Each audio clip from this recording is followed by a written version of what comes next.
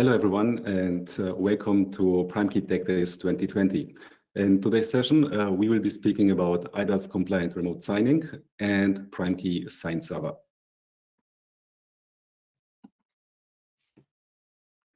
The session will be presented by Roman and by me. Roman, do you mind to introduce yourself briefly? Hello, everybody. Thanks for opportunity to be part of the PrimeKey Tech Days. And as Jack mentioned, my name is Roman Cinkais. I'm the co-founder and the CEO of the PrimeKey company. Yes, and my name is Jack. I'm part of Esysco. Esysco is a Poland-based company, and we are a long-term partner of PrimeKey. So besides eGBCA and Sign Server, we also focus on digital signatures, which will be the main topic of our session today.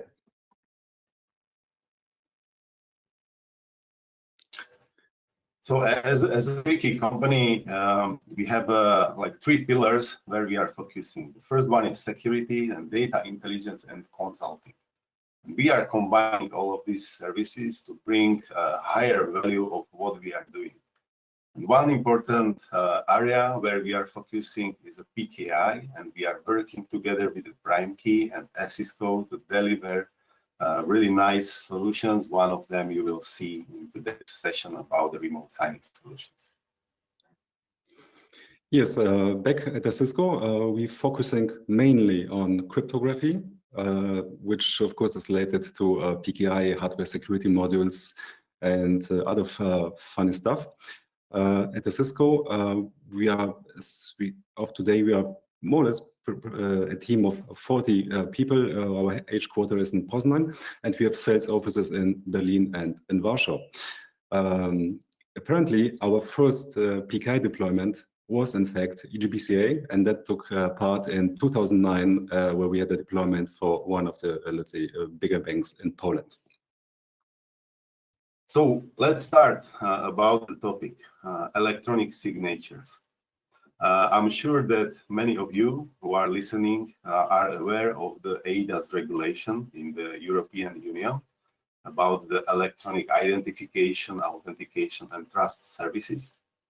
And I'm also sure that you who are not in the European Union are aware of the eIDAS as well, because it's usually acts as a blueprint for trust services around the world. And nowadays, when you would like to communicate through electronic means, the eIDAS and the electronic signatures are must.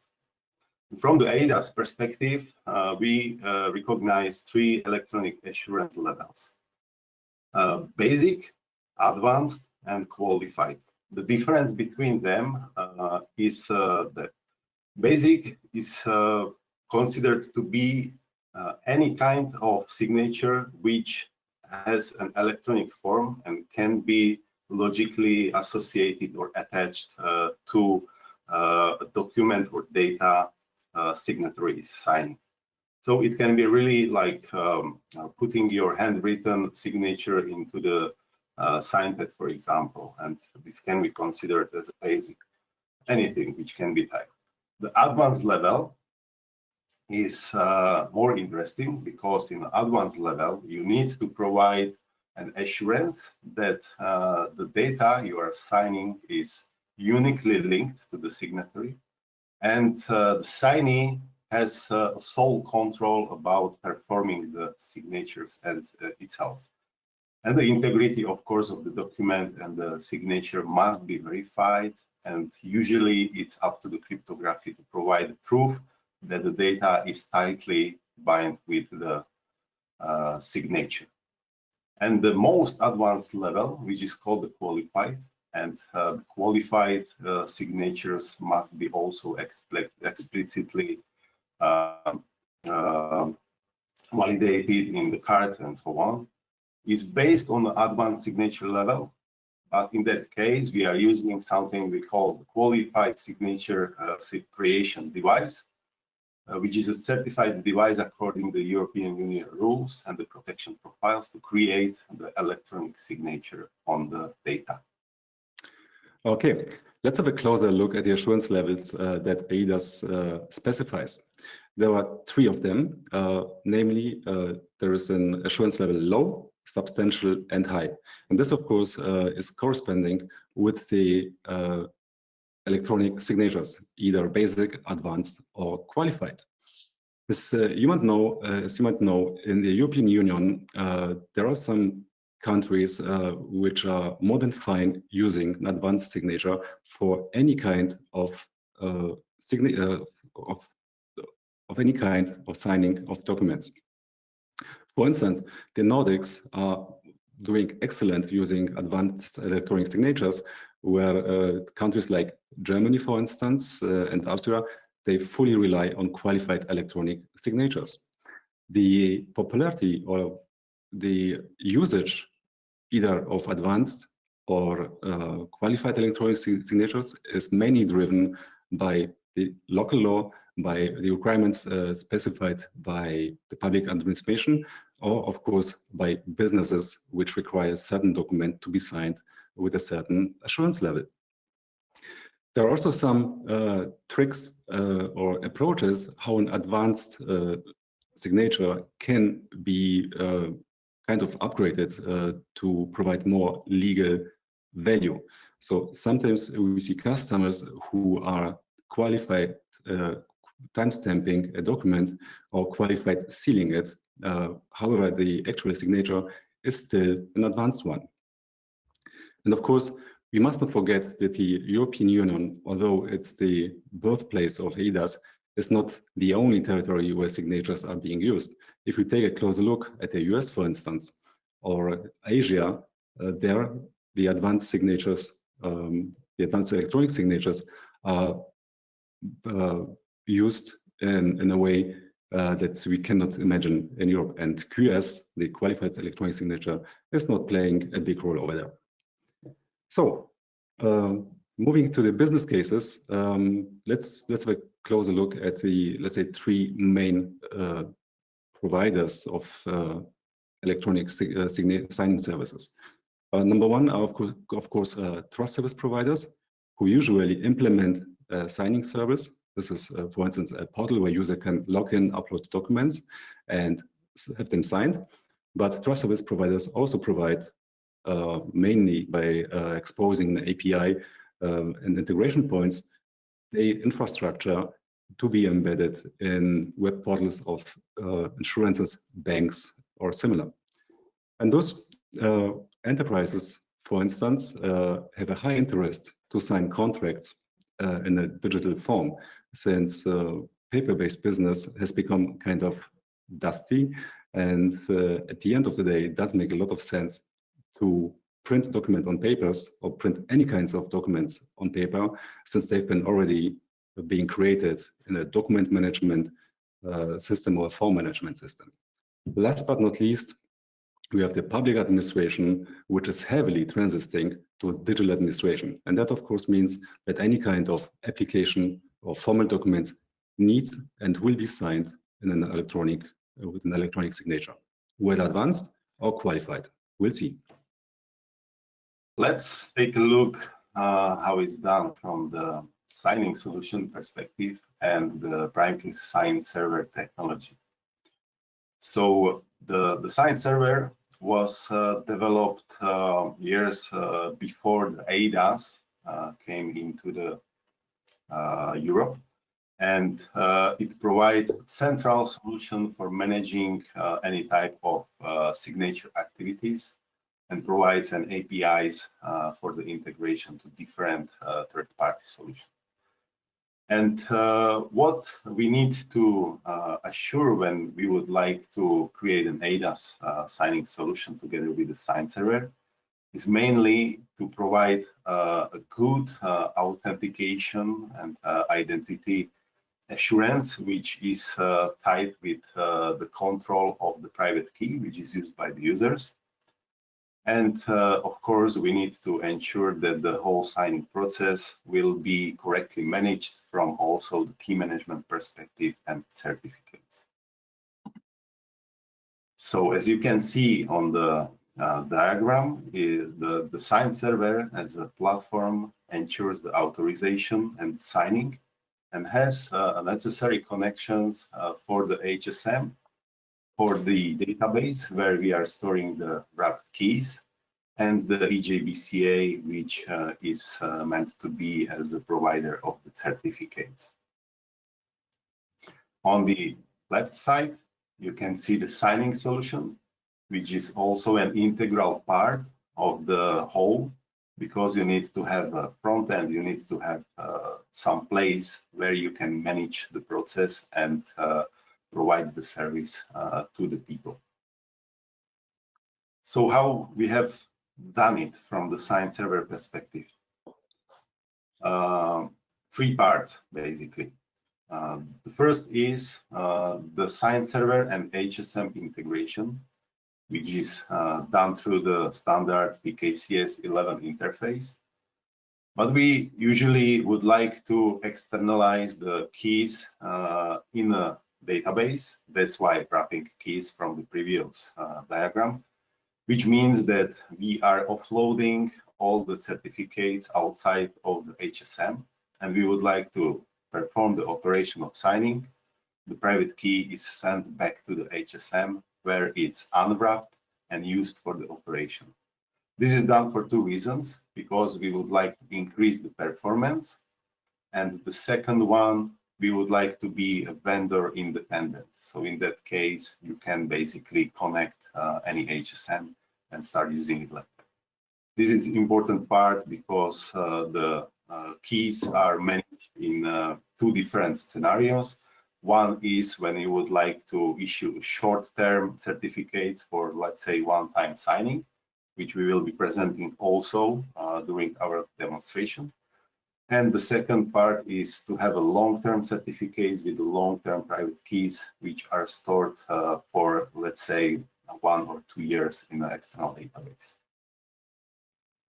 Another add-on which is important in that case is a SAML to the zero authorization. The SAML is a security assertion markup language, which is used as a framework for authorization and authentication between enterprise systems. And in that case, it gives the sign server ability to perform authorization based on external identity provider, based on SAML assertions, which are signed by these identity provider. And inside the assertion, you can find all the relevant information about the user who would like to perform signing operation, and all the authorization attributes which is connected to it. For example, one of the important attributes can be hash of the document, which in that case will be used as a proof of verification that the document which is going to be signed is really authorized to be signed by the user. And of course, the signing module, which we need to have, and usually it needs to be compliant with standards, in that case, ETSI, for signing documents in advanced electronic signature format.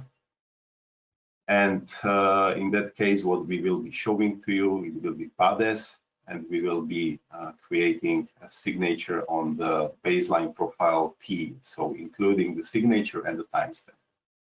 Of course, it's important that you can extend it to all the signature formats and maybe ASIC containers. Well done. Now that we have a sign server extended with the required features and functions to make it eIDAS compliant, this is still not everything. So basically, after deploying such a solution, along with 3 keys extensions, you will have only the engine. But how do you connect all the necessary data sources which are required to have a natural person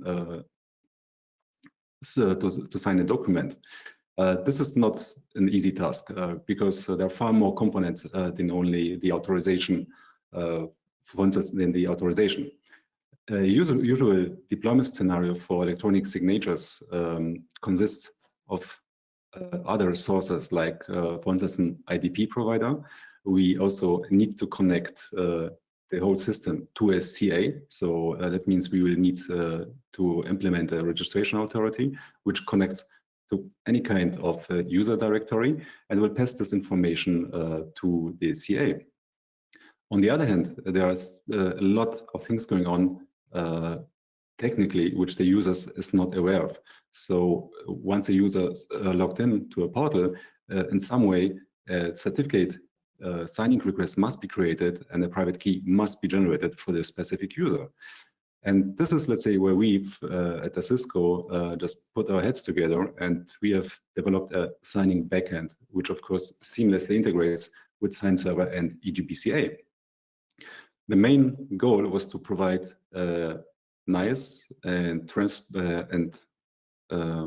convenient user interface for the user on the one hand, and on the other hand, to provide an integration between Sign Server, eGPCA, and all other components involved in the signing ecosystem.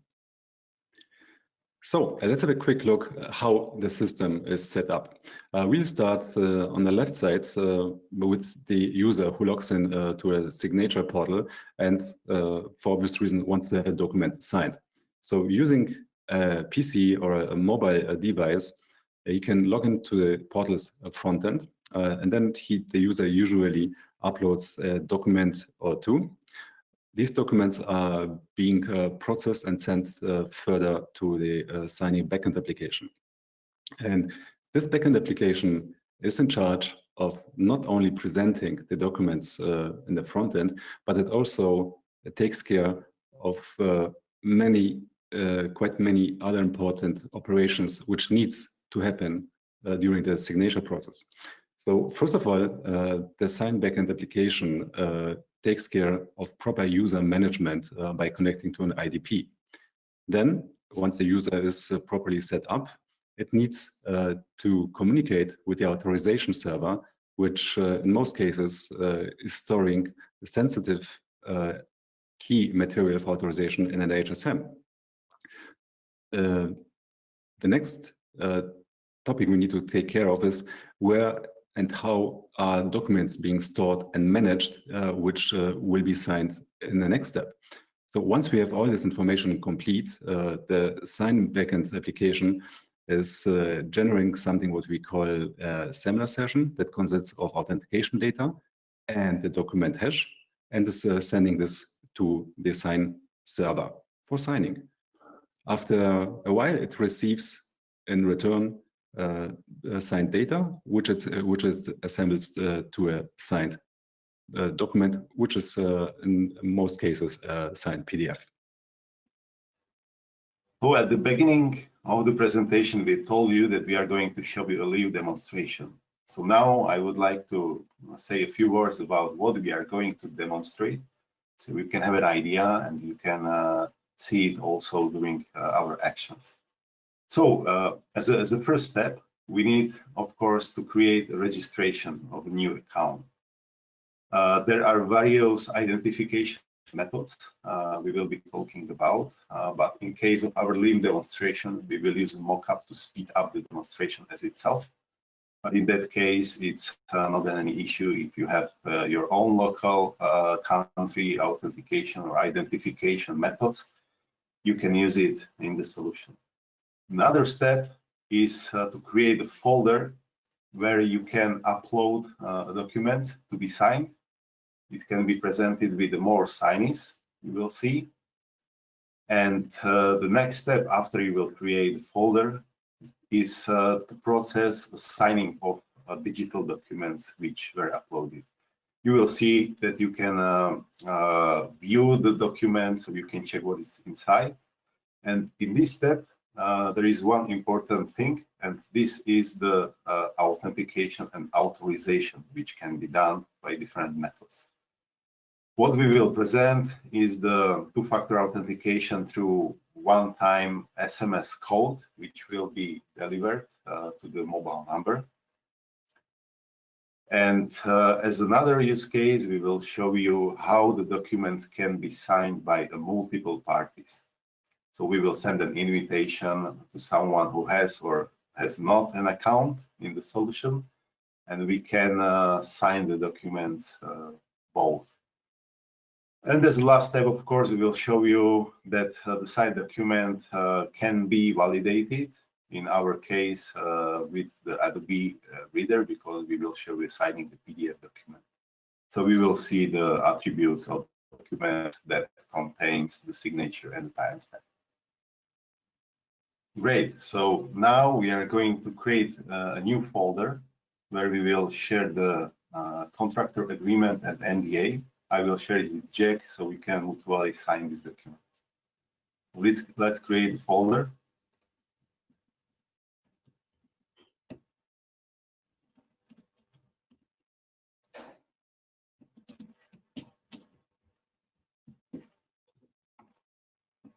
Now we can see that the folder was successfully created. Now we can upload the documents. First, contractor agreement. Add me as one of the signee, and the second will be Jack. Now we have a first document. Upload an NDA. Again, I will be one of the signee, and the Jack will be the second.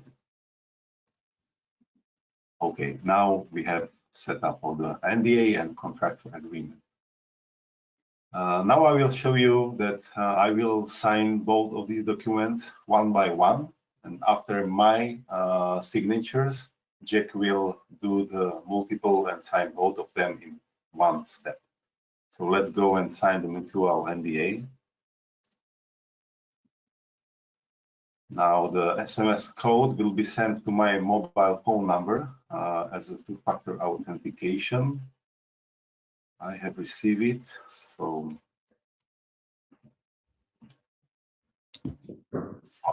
okay, and the document is going to be signed right now. Yeah, as you can see, the state of the document changed to awaiting because I have already signed the document, and the signature is waiting for Jack. Do the same for the second contractor agreement. I will receive an SMS.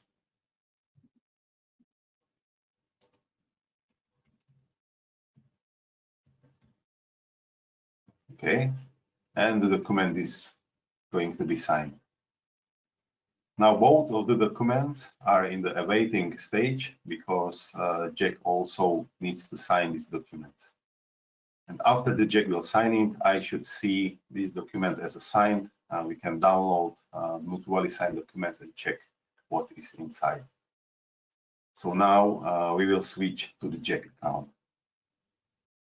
Good. So now I see the newly created folder by Roman, which has exactly the same name as Roman provided, contractors, agreements, and NDAs. By entering the folders, I see already that one signee out of two signed this document already. We can see Roman is already all set, and my signature is still pending. Now, let's have these two documents signed at once. And you know the process already. I'm be receiving a text message with my authorization code. Here you go.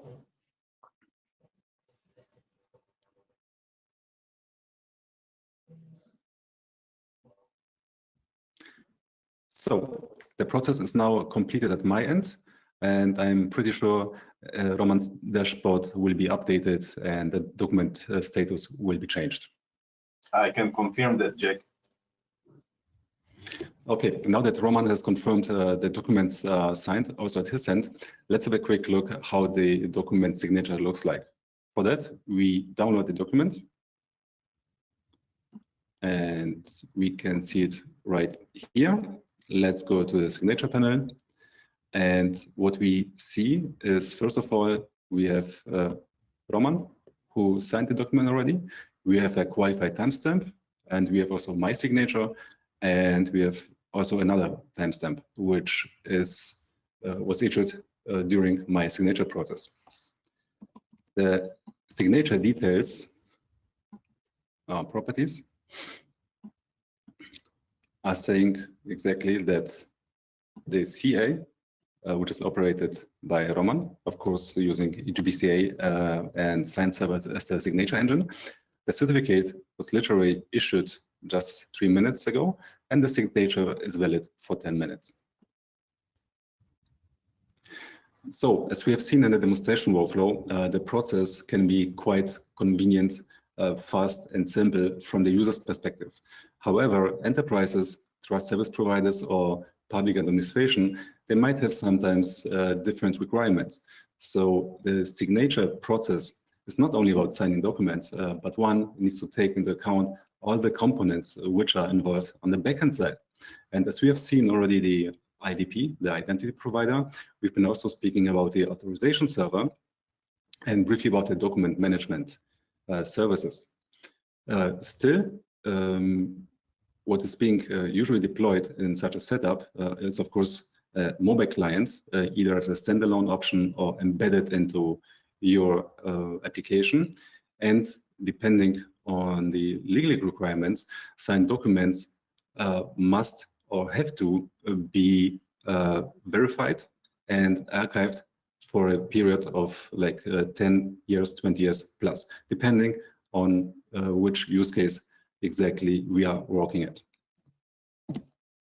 So, a brief summary of presented solution, which is the combination of PrimeKey signed server and eGBCA, 3 keys extension to upgrade signed server to an eIDAS compliant system, and our signature portal. So the portal provides, besides signing, a lot of different and additional features. Starting, like for instance, with desktop signing, and the support of multiple IDPs or trust service providers. It can also include invoicing and billing, and provides a lot of sophisticated APIs that makes any integration to other systems quite easy. Roman, how about your add-ons? And yeah, of course, because of the modular architecture of the signed server and eGBCA, we were able to put really nice add-ons which can support the whole process with all the eIDAS signatures or authorizations, also admin REST API, which is great to manage keys and certificates within the third-party integrations, like the signing solution we have presented. And of course, you can have a really great control about what is going on through the monitoring, reporting, auditing, and compliance, which is also kind of important when you are working in an eIDAS-related environment. So all of these is currently implemented and working, as you saw. So you can anytime ask us any question, and you can also come to us after the presentation to see how it works in details. So far, what we have seen today is a signature process that is based on advanced electronic signatures. Of course, for the European Union territory or region, we are currently working on having signed server being capable of signing with qualified electronic signatures. So we say thank you, stay tuned, and we're going to catch up later. Great, thank you. Let's check if we have our presenters available online. Hi, Roman. Hi, Jack. Can you hear us? Hello. Yes, hello. How are you? We're fine, thank you. How about you? Wonderful weather over there in Germany. So we have already some questions, Thomas. I see in the chat. Indeed, it's very active. Great presentation, a lot of interest. So let's start. I think you're active in the chat as well. So how is it signed? Meaning, is it a Mac with AES, or is it an RSA signature, and who generates the key? There's some technicalities. Yeah, actually, this an asymmetric signature. What we were presenting in the demo, it's based on the PADES standard. And so in that case, it was signed by the RSA, private key.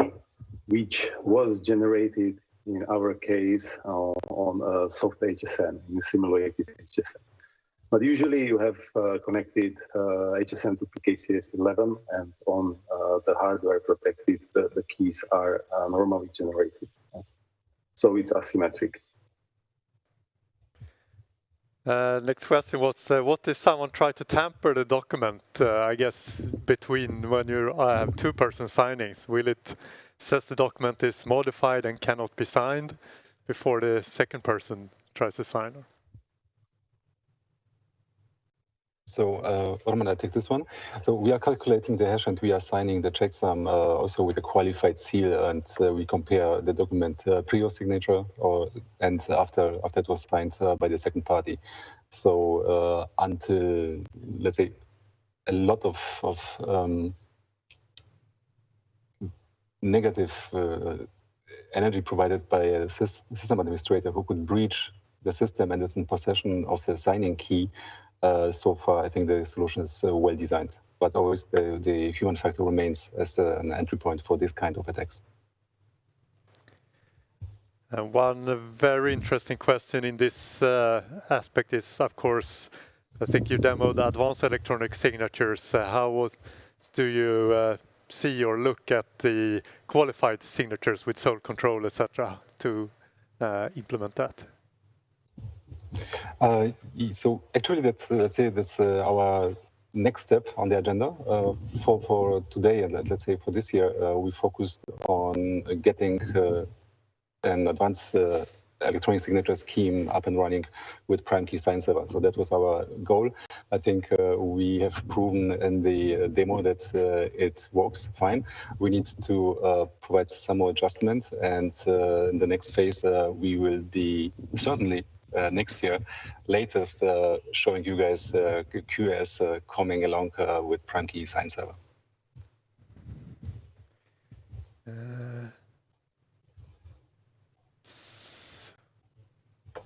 Yeah, maybe here's also related to that. I would like to see full cloud qualified signatures. I believe eIDAS now allows some flexibility in terms of how and where to store the private keys, right? So that's